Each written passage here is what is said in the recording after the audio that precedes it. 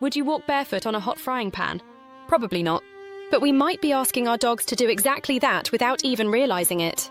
On a lovely UK summer day, a dark pavement can get shockingly hot.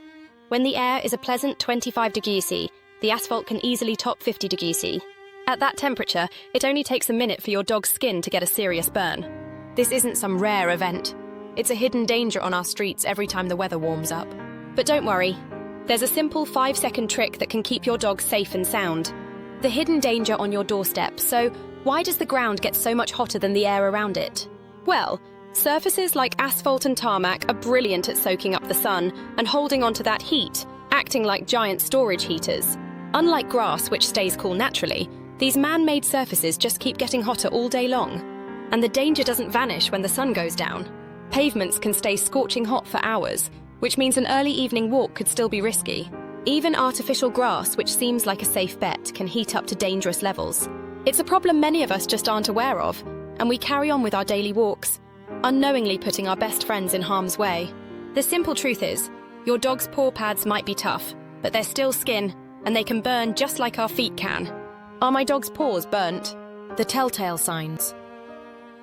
Your dog can't just tell you their paws are hurting, so it's up to us to read the signs.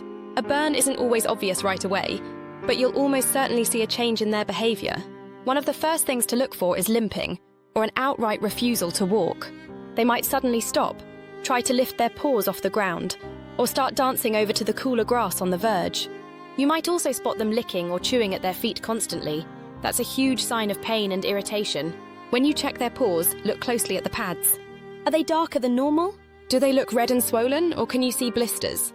In really bad cases, you might even see pieces of the pad missing where the skin has burned away completely. These are all red flags for a serious injury that needs immediate care. Catching it early is key to preventing infection and more pain. The 5-second rule explained. All right, here is the simple test that this is all about. This is the key to making sure this never happens to your dog. It's called the 5-second rule, and it's the most important check you can do before any summer walk. Here's how it works. Place the back of your hand flat on the pavement. Press down and hold it there for 5 seconds.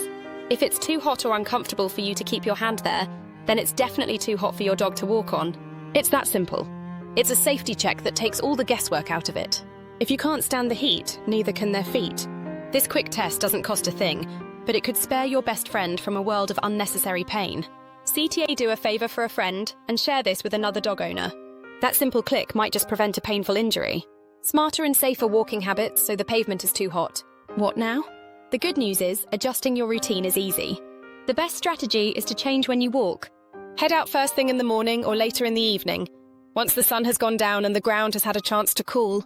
Midday walks on sunny days are best avoided completely. Next, change where you walk.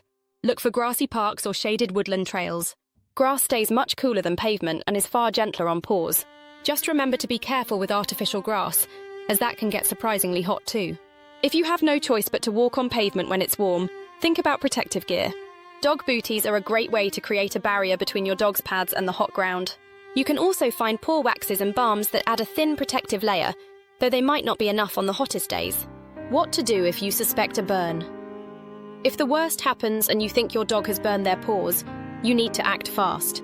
Get them off the hot surface immediately. Carry them if you have to.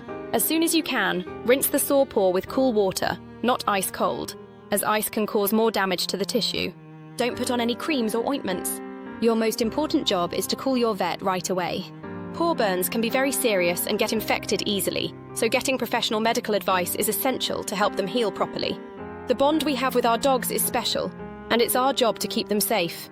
The threat of hot pavements is very real, but it's also completely preventable. Before you head out on a walk this summer, just do the 5-second rule. Place the back of your hand on the ground for 5 seconds. It's a tiny habit that makes all the difference, and it's a promise to your dog that their walk will be fun, not painful.